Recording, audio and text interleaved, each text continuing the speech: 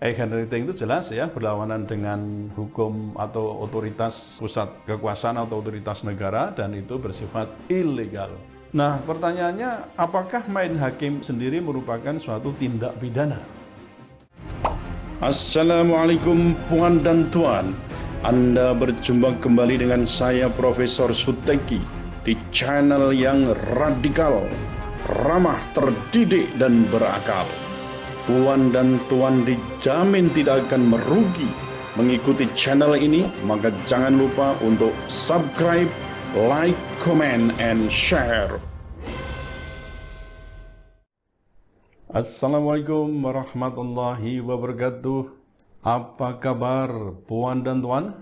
Semoga dalam keadaan baik dan sehat tanpa krisis yang berat. Puan dan tuan, pada kesempatan ini saya akan mengomentari komentar sahabat saya terkait dengan Irjen Napoleon Bonaparte dan Muhammad Kc. AK Channel mengunggah konten video yang bertitel "Si Kc dihajar Irjen Napoleon. Anda ikut bahagia?" Nah, itu pertanyaannya. Ada broadcast berupa prolog untuk memancing pemirsa menonton video di link YouTube-nya. Di bagian prolog ini, AK memuat narasi sebagai berikut. Tanggal 1 September yang lalu beredar kabar si Kc penghina Rasul Muhammad SAW dianiaya. Namun kabar itu ditepis oleh kuasa hukum Kc. Bahkan kabar itu disebut hoax. Hari ini, maksudnya 18 September, Kc dihajar di rutan Bareskrim dibenarkan pihak Polri. Pelakunya adalah Irjen Pol Napoleon Bonaparte, mantan Kabid Humbinter Mabes Polri. Keterangan ini juga disampaikan oleh Safrudin yang baru menjenguk Kc. Dikabarkan Kc dihajar sejak penangkapannya dari Bali. Sepertinya kabar ini sedikit melegakan. Terlepas pembuktiannya masih menunggu proses pengadilan. Kabar Kc yang dihajar sampai lebam dan pingsan, bahkan wajahnya dilumuri kotoran manusia, walaupun belum impas tetapi cukup melegakan. Demikian narasi prolog akun YouTube Ahmad Qasiduddin atau channel AK. Saudara sekalian, di grup WA juga tersiar luas surat terbuka yang ditandatangani oleh Irjen Napoleon Bonaparte yang isinya sebagai berikut. Yang pertama, ia bangga dilahirkan sebagai seorang muslim dan yakin Islam adalah pembawa rahmatan lil alamin. Artinya, beliau juga siap membela dalam keadaan apapun. Ia menyayangkan, yang kedua, perbuatan Kc yang dapat memecah belah persatuan antar umat beragama. Yang ketiga, ia juga menyayangkan pemerintah tidak menghapus semua konten sejenis dari YouTube.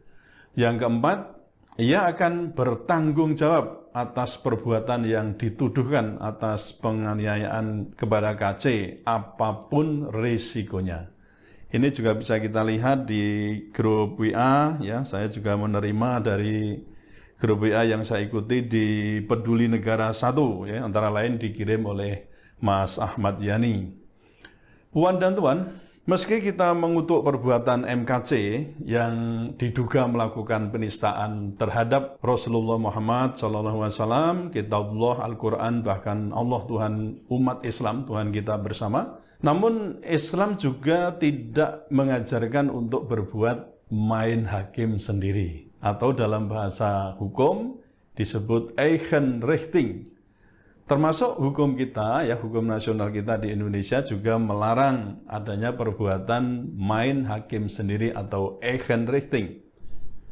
Ya, Eigenrechting itu bisa diomongkan secara gampang itu apa ya? Kayak street justice atau ya tadi dikatakan main hakim sendiri.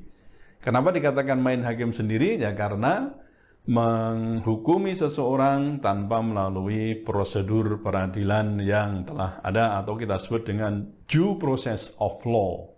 Puan dan tuan, apa itu Eigenrechting?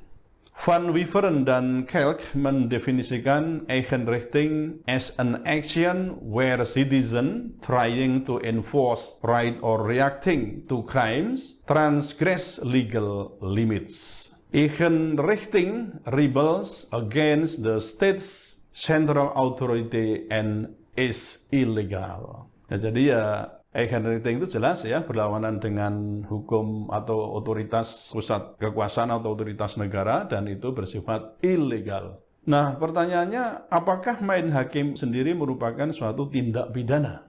Yang pertama, tindakan main hakim sendiri sebenarnya bukan satu atau suatu jenis tindak pidana yang diatur secara tegas dalam KUHP atau undang-undang di luar KUHP.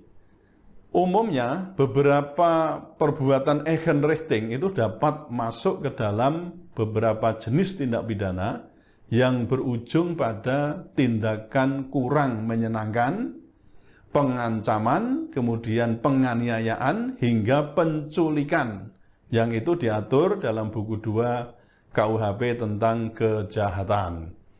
Puan dan Tuan, ketika kita bicara mengenai tindakan main hakim sendiri, maka yang terbayang di alam imajinasi kita adalah seseorang atau sekelompok orang yang menghakimi orang lain tanpa memperhatikan due process of law.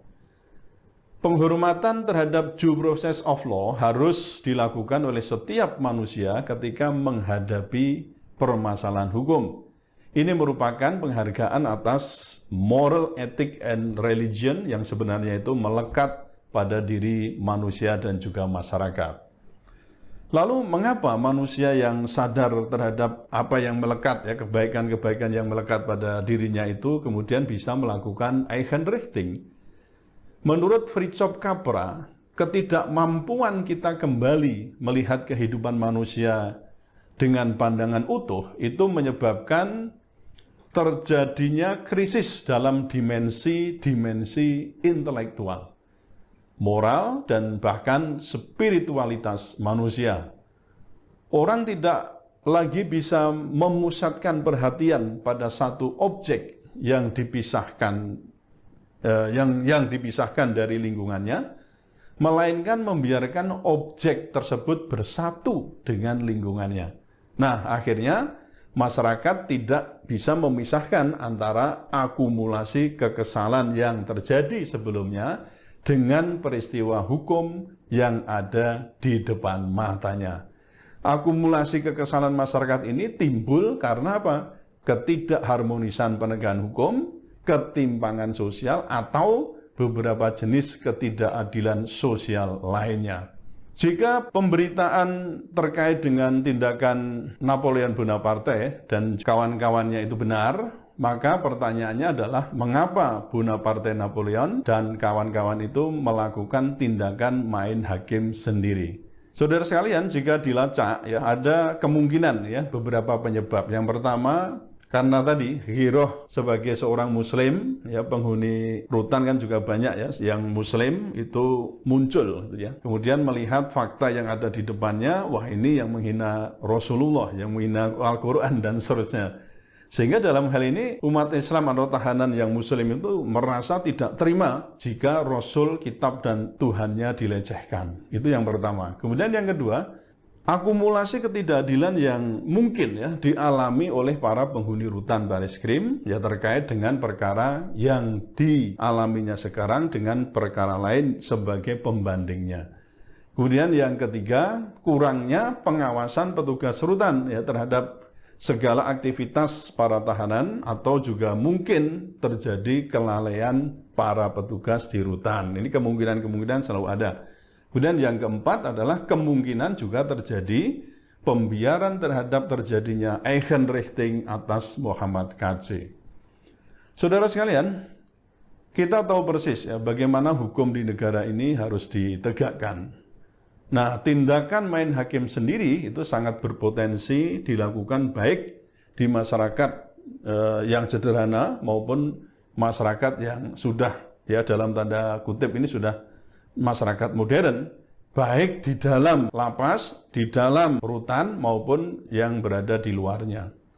Nah, tindakan ini didominasi adanya rasa tidak terpenuhi atau lambat terpenuhi atas tuntutan dan juga kebutuhan pencari keadilan.